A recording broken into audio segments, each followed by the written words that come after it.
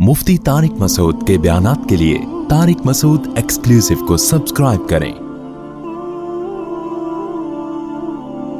Tariq Masood exclusive.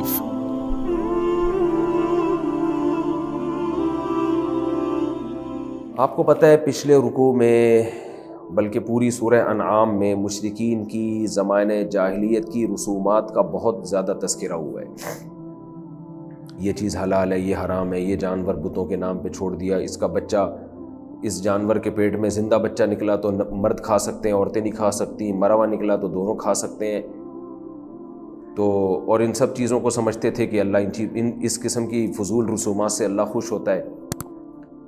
तो अब अल्लाह इस रुकू में, ये सेकंड लास्ट रुकू है सूरह अनआम का, इसके बाद आखिरी रुकू है सूरह अनआम का। तो ये गोया सूरह अनआम का इख्तिताम है। इख्तिताम में ना अल्लाह खुलासे के तौर पर बयान कर रहे हैं कि इन चीज़ों में ये जो तुमने जाहिलियत की रसूमात ईजाद की हुई हैं कि इन चीज़ों से अल्लाह खुश होता है, इन चीज़ों से खुश नहीं होता, आओ हम तुम्हें बताते हैं किन चीज़ों से खुश होता है, कौन से करने के काम है और कौन से ना करने के काम है। तो गोया ये सूरह अनाम का ना एक यूँ समझें कि आप बेहतरीन अंदाज से ख़ात्मा हो रहा है कि जो करने के काम है ना, जो दीन बरहक है, वो इन कामों को फोकस करता है। और जब ये आयतें आप पढ़ते हैं ना तो आज के ज़माने पर भी ये पूरे तौर पर मुंतबिक होती हैं। आप देखें आज हमारे मुआशरे में चंद रसूमात का नाम मज़हब है। मुहर्रम की अपनी अलग रसूमात हैं, उसमें जलसे जुलूस और जो कुछ हो रहा है सबको पता है।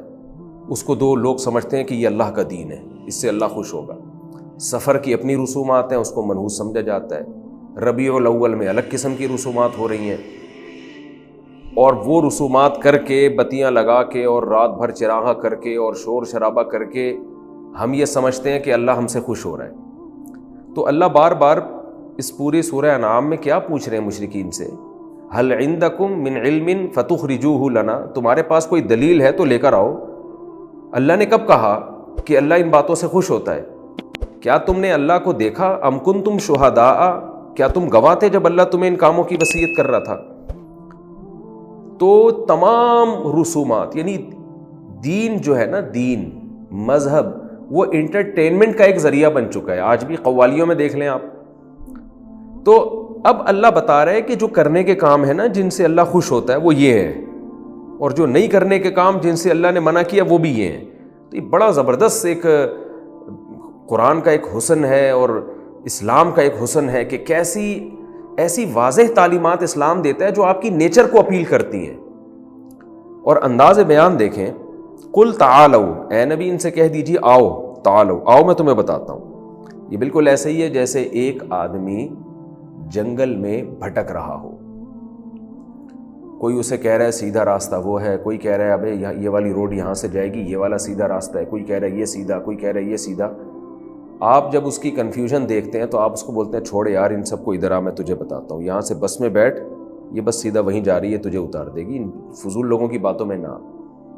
तो ये जैसे खूबसूरत अंदाज़ होगा ना उसका समझाने का, इधर आ यार मैं तुझे बताता हूँ, छोड़ दे इन लोग क्या कह रहे हैं, मैं तुझे शॉर्टकट रास्ता बताता हूँ। तो कुरान का भी अंदाज़ ये कुल ए नबी इनसे कह दीजिए तालो, आओ, क्योंकि मुशरिकीन गोया कह रहे हैं बज़बान हाल कि जब हमारी ये रस्म भी गलत, ये रस्म भी गलत, ये रस्म भी गलत, तो फिर सही क्या है आप बता दें हमें। तो नबी को अल्लाह कह रहे हैं इनको बताएं, इधर आओ मैं तुम्हें बताता हूँ सही बात क्या है।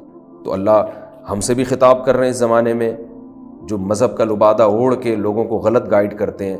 अल्लाह कहते हैं कुल तालौ, ए नबी इनसे कह दीजिए आओ, अतलू, मैं तुम्हें तिलावत करके सुनाता हूँ। यानी मैं अपनी तरफ से नहीं बताता, अल्लाह जैसे जिस अंदाज से बयान कर रहा है, मैं अल्लाह की आयतें तुम पे पढ़ के सुना देता हूँ। मैं खुद कुछ नहीं कहूँगा क्योंकि मैं भी तुम्हारी तरह का इंसान हूँ। मैं अगर तुम्हें बताऊँगा तो तुम्हारी उंगलियाँ उठेंगी कि भाई आप भी इंसान हैं, हम भी इंसान हैं, तो फ़र्क क्या है हम दोनों में। तो इसलिए मैं तुम्हें वो बताऊँगा जो आसमान से वही के ज़रिए मुझ पर नाजिल हो रहा है। वो आयतें एज़ इट इज़ मैं तुम पे तिलावत कर दूँगा। वो क्या है? अतलू मा हर्रमा रब्बुकुम अलैकुम, मैं तुम्हें तिलावत करके बताता हूँ, पढ़ के सुनाता हूँ जो तुम्हारे रब ने तुम पर चीज़ों को हराम कर दिया है। उनमें पहली बात क्या है? अल्लाह तुशरिकू बिही शैआ, अल्लाह के साथ किसी को शरीक मत करो। शिर्क की डेफिनेशन क्या है, इबादत में शिरकत का मतलब क्या है, मैं बहुत डिटेल से बयान कर चुका हूँ, इसको मैं दोबारा नहीं जाऊँगा इस तरफ। वबिल वालिदैनि इहसाना, अल्लाह के बाद सबसे बड़ा हक़ है वालिदैन का کیونکہ اللہ سب سے بڑا محسن، اس کے بعد اس کائنات میں آپ کے سب سے بڑے محسن آپ کے پیرنٹس ہیں، ماں اور باپ ہے جس نے آپ کو جنا ہے۔ آج دنیا میں جو لبرل طاقتیں ہیں انہوں نے بھی والدین کو حقوق کی فہرست سے نکال دیا۔ جانوروں کے حقوق پہ تنظیمیں ملیں گی آپ کو، ویمن رائٹس، خواتین کے حقوق پہ تنظیمیں ملیں گی آپ کو، بچوں کے حقوق پہ آپ کو تنظیمیں ملیں گی، ماں باپ کے حقوق پہ کوئی تنظیم ہی نہیں ہے۔ اگر ہے بھی تو کہیں کونے کھدڑے میں کہیں دبی ہوئی تنظیم ہوگی، دنیا کا کو پتہ ہی نہیں ہے اس کا۔ تو سب سے زیادہ تو آپ کی خدمت آپ کے والدین نے کی ہے، جو آپ کی زندگی کا ذریعہ بنے، جو آپ کی حیات کا ذریعہ بنے۔ ماں نے کئی سال اپنی چھاتی سے آپ کو دودھ پلایا ہے، کئی بہت طویل عرصے پلایا، ایک ایک حرکت میں آپ جو ہے نا، ایک ایک لمحے کے لیے آپ اپنی ماں کے محتاج تھے۔ کہاں گئے ان کے حقوق؟ اس لیے قرآن کہہ رہا ہے خدا جو اناؤنسمنٹ کرے گا تو خدا سب سے پہلے اپنا حق بیان کرتا ہے، لا تشرکوا بہ شیئا وبالوالدین احسانا، اور اللہ خوش اس بات سے ہوتا ہے، اللہ جو تمہیں آرڈر کرتا ہے والدین کے ساتھ اچھے سلوک کا۔ یہ نہیں کہا کہ معروفہ، اچھا سلوک نہیں، احسان کا معنی ہوتا ہے اچھے سلوک میں ایکسیلنسی پیدا کرنا۔ درجہ احسان کہتے ہیں ہر چیز کو آخری درجے تک پہنچانا، بہت اچھا سلوک کرو ان کے ساتھ۔ وَلَا تَقْتُلُوا أَوْلَادَكُمْ مِنْ إِمْلَاقٍ، اور جو تم اپنے بچوں کو قتل کر رہے ہو غربت کے خوف سے، ان کو قتل مت کرو۔ کیوں؟ نَحْنُ نَرْزُقُكُمْ وَإِيَّاهُمْ، ایک تو قتل بھی کرتے ہو، اس قتل پہ لیبل بڑا اچھا لگا رہے ہو کہ ہم ان بچوں کو ٹینشن سے بچا رہے ہیں، ہم چاہ رہے ہیں کہ یہ قسم پرسی کی زندگی نہ گزاریں، مر کے راحت اور آرام میں چلے جائیں، یہ کام مت کیا کرو۔ کیوں؟ ہم تمہیں بھی رزق دیتے ہیں اور ان کو بھی رزق دیتے ہیں، یعنی ان کی روزی اور تمہاری روزی ہمارے ذمے ہے۔ ہاں کسی مصلحت سے اللہ کسی کی روزی چھین لے، جیسے قرآن میں دوسری جگہ پر آتا ہے یبسط الرزق لمن یشاء ویقبض، جس کے لیے چاہتا ہے رزق کے دروازے کھول دیتا ہے، جس کے لیے چاہتا ہے تنگ کر دیتا ہے، تو وہ الگ بات ہے، اس کا اولاد کے پیدا ہونے یا نہ ہونے سے تعلق نہیں ہے، اس کا تعلق اللہ کی مشیت سے ہے۔ اس کا اس سے تعلق نہیں ہے کہ بچے زیادہ ہیں یا کم ہیں، بعض دفعہ کم بچوں والوں کی روزی اللہ چھین لیتا ہے، بعض دفعہ زیادہ ہو کے بھی روزی بہت دے دیتا ہے، اور اس کے برعکس بھی ہو جاتا ہے۔ تو اس بحث میں نہ پڑو کہ ان کو روٹی ملے گی کہ نہیں ملے گی، ان کے خرچے پورے ہوں گے کہ نہیں ہوں گے، یہ تو ہماری ذمہ داری ہے۔ یہ تو ہم جب پیدا کرتے ہیں تو ہم سوچ کے پیدا کرتے ہیں، پھر کسی آزمائش میں اللہ کسی کو رزق نہ دے وہ تو پھر ایک الگ معاملہ ہے، وہ تو اس کا ایک نظام کا حصہ ہے وہ۔ تو اس بیس پہ اولاد کو قتل نہ کیا کرو۔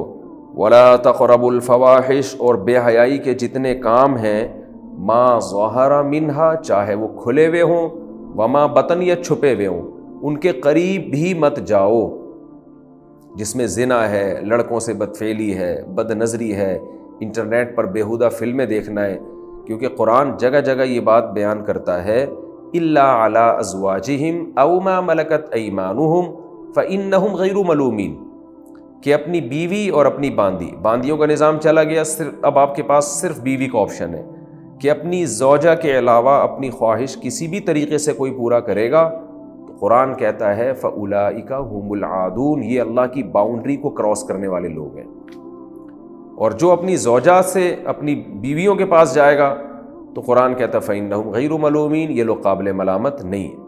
تو یہاں اللہ کہہ رہے ہیں کہ بے حیائی کا کوئی بھی کام ہو، کرنا تو دور کی بات، اس کے قریب بھی مت پھٹکو۔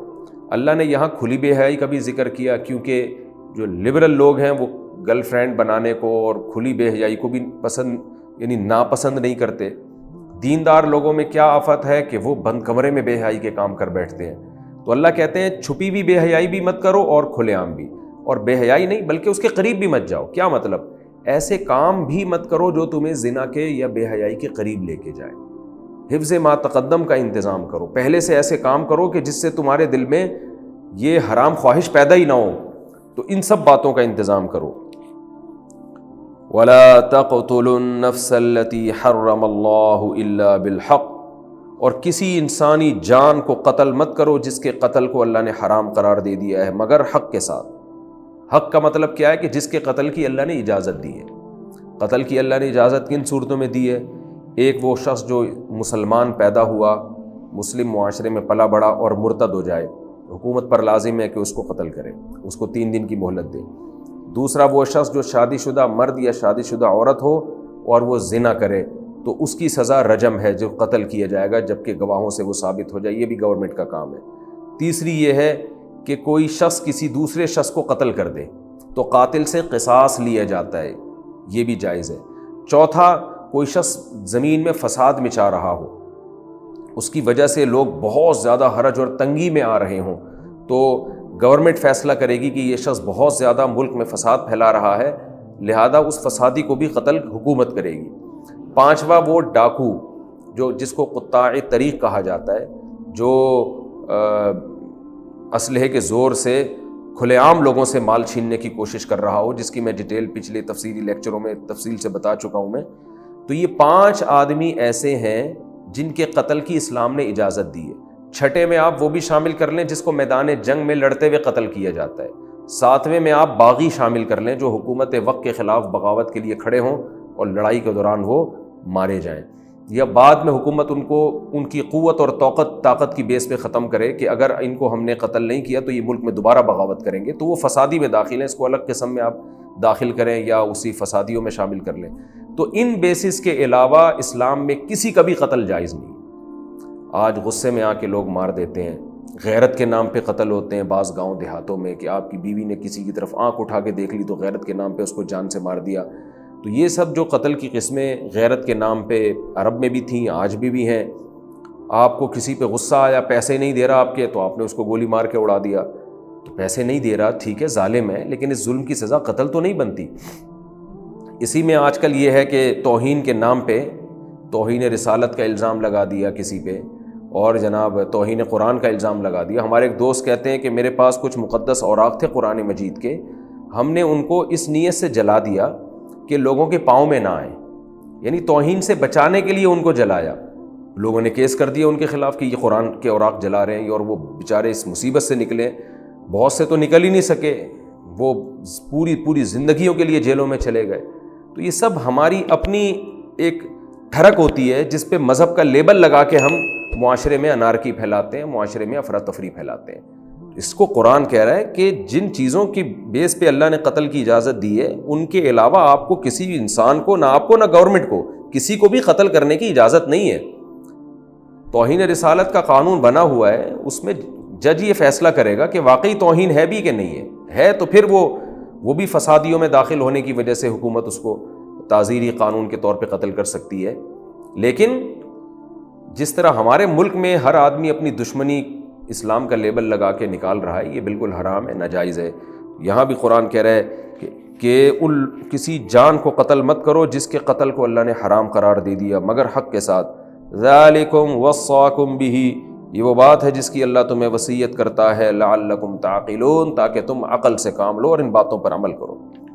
ولا تقربوا مال الیتیم، یتیم کے مال کے بھی قریب مت پھٹکو۔ یتیم کسے کہتے ہیں بہت دفعہ بیان ہو چکا ہے، سورہ نساء میں تفصیل سے بیان ہو چکا کہ نابالغ بچے کی وراثت بڑا بھائی کھا جایا کرتا تھا، چاچے مامے کھا جایا کرتے تھے۔ تو اللہ کہتے ہیں ان کے مال کے قریب بھی مت پھٹکو، کھانا تو دور کی بات، الا باللتی ہی احسن، ہاں اس طریقے سے جو بہترین طریقہ ہو۔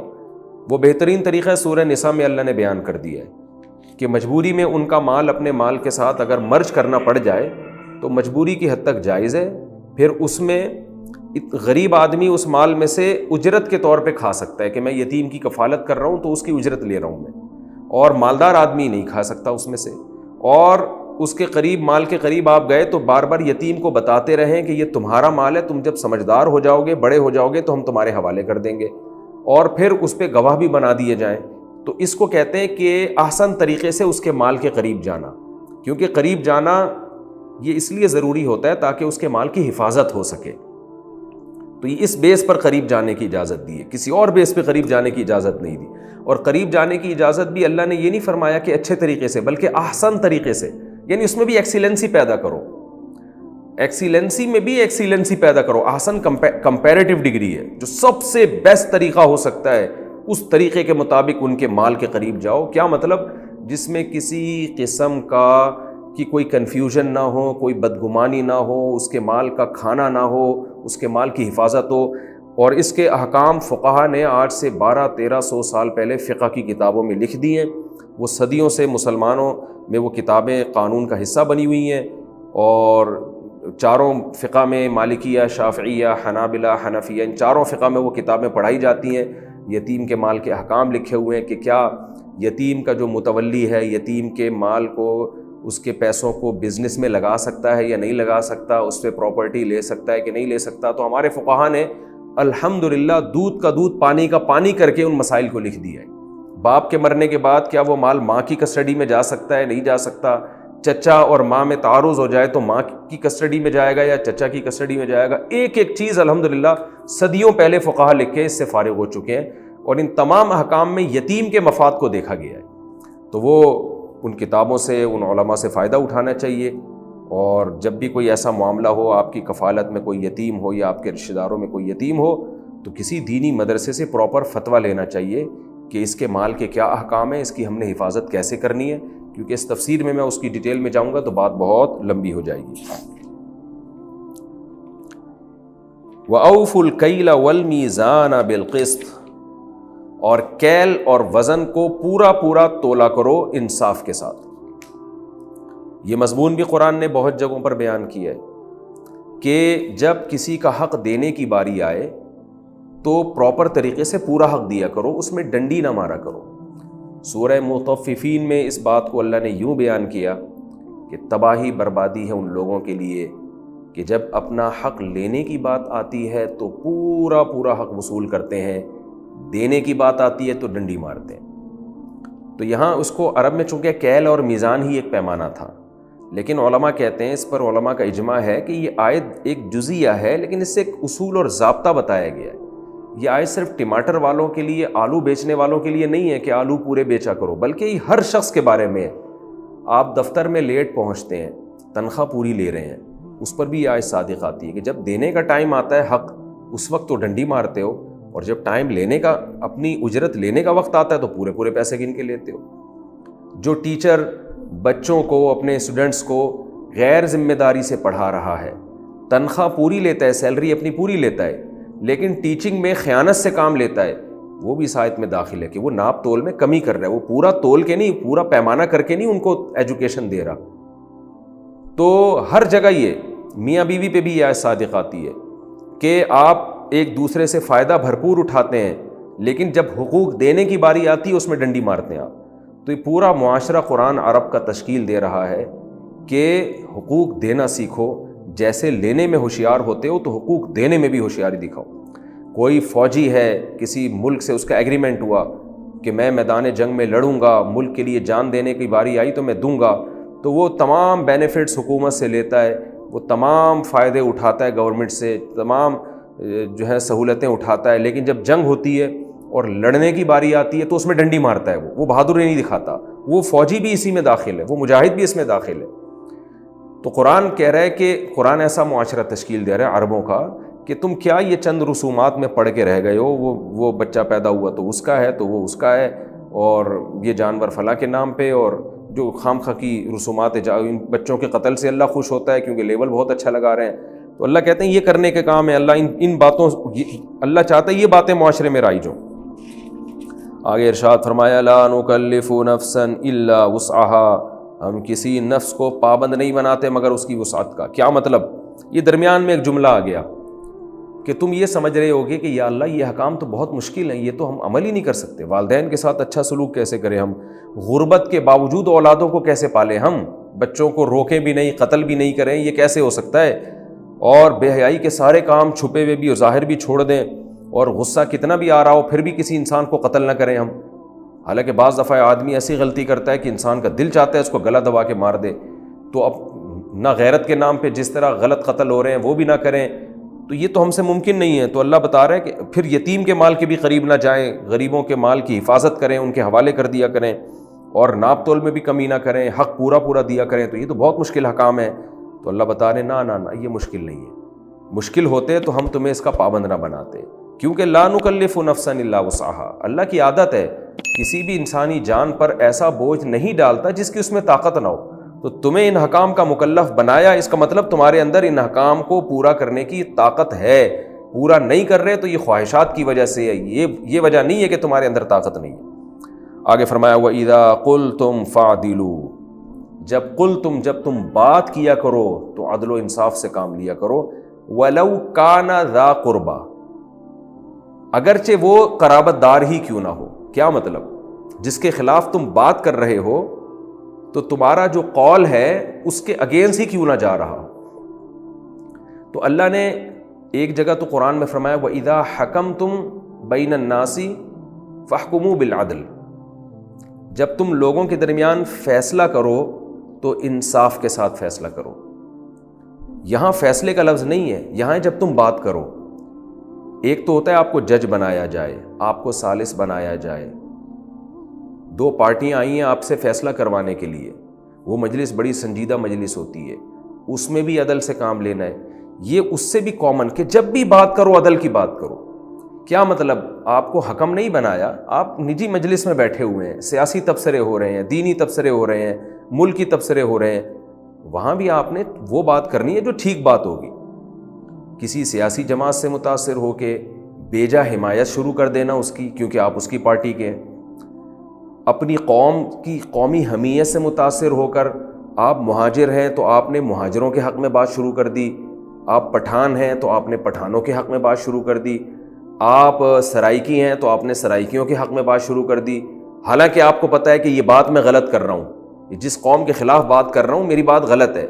تو اللہ فرماتے ہیں کسی بھی تم نے رشتے سے متاثر نہیں ہونا. تمہارا وہ قریبی رشتہ باپ ماں ہی کیوں نہ ہو، جیسے کہ دوسرے مقام پہ قرآن میں آتا ہے اوی الوالدین والاقربین، تمہارے ماں باپ کے اگینسٹ ہی کیوں نہیں جا رہی ہو تو بات تم نے ٹھیک کرنی ہے. آج دیکھیں ان محفلوں میں کیا ہو رہا ہے، کوئی بھی ٹھیک بات نہیں کر رہا ہوتا. جو مسلم لیگ کا ہے وہ مسلم لیگ کی حمایت کرے گا، جو پی ٹی آئی کا ہے وہ پی ٹی آئی کی حمایت کرے گا، جو جے یو آئی کا ہے وہ جے یو آئی کی حمایت کرے گا. یعنی ہمارے ہاں سیاسی سطح پہ ایسا ہوتا ہے کہ میں جس سیاسی جماعت کا ہوں اس کے سارے گناہ معاف، اور سامنے والے جس سیاسی جماعت سے اس کی ساری نیکیاں غلط. یہ اصول ہے جس پر آج ہمارے سیاسی لوگ چل رہے ہیں. میں جس قوم کا ہوں تو اس قوم کے سارے کبیرہ گناہ دھلے ہوئے ہیں، وہ بلکہ وہ نہ صرف گناہ ہیں بلکہ وہ نیکیاں ہیں. ان کی ایسی لاجک بیان کی جائے گی کہ آپ کو وہ غلطی بھی نیکی لگنے لگے گی، اور سامنے والے کی اچھائیوں کو بھی ایسے بیان کیا جائے گا کہ اچھائی بھی برائی بن جائے گی اس کی. تو آج ہم ان قرآنی آیات کی دھجیاں اڑا رہے ہیں، لیکن وہی دیکھ لیں ہمارے جلسے دیکھ لیں اور مذہبی رسومات دیکھ لیں، جو چند رسومات ہیں ان پہ بڑے آگے ہوتے ہیں ہم لوگ. قرآن کہہ رہے وَإِذَا قُلْتُمْ فَعْدِلُوا، جب تم بات کرو تو عدل سے کام لو. وَلَوْ كَانَ ذَا قُرْبَى، اگرچہ تمہارے قرابت دار کے اگینسٹ جا رہی ہو. تو قریبی رشتہ تو سب سے زیادہ اس بات کے لائق ہوتا ہے اس کی رعایت کریں. جب اس کی رعایت نہیں کرنی تو اپنی سیاسی تنظیم، اپنے پڑوسی، اپنی قوم کی رعایت تم نے کہاں سے کرنی ہے. وَبِعَهْدِ اللَّهِ أَوْفُوا، اور اللہ سے بھی ایگریمنٹ کرو تو اس کو پورا کرو. اللہ سے ایگریمنٹ کیا ہے؟ ایک ایگریمنٹ تو وہ ہے جو ہم نے کلمہ پڑھ کے کیا، لا الہ الا اللہ، اللہ کے سوا کوئی عبادت کے لائق نہیں، اور محمد صلی اللہ علیہ وسلم اللہ کے رسول ہیں. یعنی اللہ کے حکم کو نبی کے طریقے پہ ہم نے پورا کرنا ہے. تو یہ اسلام کا ایگریمنٹ ہے کہ اللہ ہم ساری زندگی تیری اطاعت کریں گے. ایک ایگریمنٹ وہ ہوتا ہے کہ آپ سے جب گناہ ہو جائے تو آپ اللہ سے توبہ کرتے ہیں، ایگریمنٹ کرتے ہیں کہ مجھے معاف کر دے اس بیس پہ کہ میں تجھ سے عہد کر رہا ہوں کہ آئندہ نہیں کروں گا. اسی کو توبہ کہتے ہیں. تو پھر آپ اس ایگریمنٹ کو آپ پورا کریں. تو کوئی بھی اسی طرح نظر مان لیا آپ نے کہ اللہ میرے فلاں مریض کو شفا مل گئی تو میں اتنے 1000 روپے، اتنے لاکھ روپے تیری راہ میں صدقہ کروں گا. یہ بھی ایگریمنٹ ہے. یوفون بالنذر، قرآن کہہ رہے ہیں ہمارے نیک بندے نظر کو پورا کرتے ہیں. یا آپ نے کوئی منت مانی اور کہ میرا یہ کام اگر ہو گیا تو میں اتنے روزے رکھوں گا، تو وہ منت پوری کرنا لازم ہے. تو قسم بھی اسی میں داخل ہے، منت بھی اس میں داخل ہے. تو اللہ فرماتے ہیں اللہ سے کیے ہوئے ایگریمنٹ کو پورا کرو. ذالکم وصاکم بہ، یہ وہ باتیں ہیں جن کی اللہ تمہیں وصیت کر رہا ہے. وصیت کہتے ہیں بہت تاکید سے کسی بات کا حکم دینا. جیسے کہ میں پہلے بتا چکا ہوں کہ جب کوئی مر رہا ہوتا ہے اس وقت جو آرڈر کرتا ہے اس آرڈر کو وصیت کہا جاتا ہے. تو وہ معمولی آرڈرز نہیں ہوتے. تو گویا اللہ بھی کہہ رہا ہے کہ میں تمہیں جو آرڈر دے رہا ہوں یہ ایسے ہے جیسے کوئی تمہارے رشتہ داروں میں دنیا سے جا رہا ہو اور جاتے ہوئے آرڈر دے کے جا رہا ہو. تو بہت امپورٹنٹ ہوتے ہیں. تو اس کی امپورٹنس کی وجہ سے، اس کی اہمیت کی وجہ سے اس کو وصیت سے اللہ نے تعبیر کیا کہ یہ صرف عام حکام نہیں ہے بلکہ ان کی وصیت ہے. لعلکم تذکرون، شاید کہ تمہیں نصیحت حاصل ہو جائے. وَأَنَّ هَذَا، اور ایک اور بات کی میں تمہیں وصیت کرتا ہوں، أَنَّ هَذَا صِرَاطِي مُسْتَقِيمًا، کہ یہ ہے میرا راستہ سیدھا سیدھا، جس کو اسلام کہا جاتا ہے، جس کے یہ احکام ہیں جو پہلے دیے گئے ہیں تمہیں۔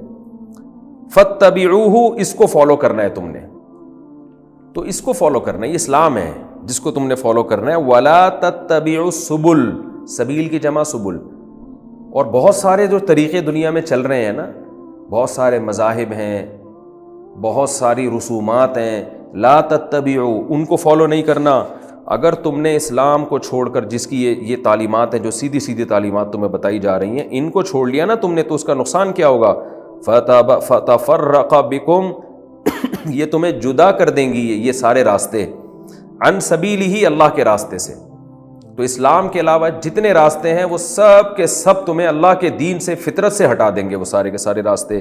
ذالکم وصاکم بہ، لہذا یہ بات وہ ہے جس کی اللہ تمہیں وصیت کر رہے ہیں، یعنی صرف ایک اسلام کو تم نے فالو کرنا ہے۔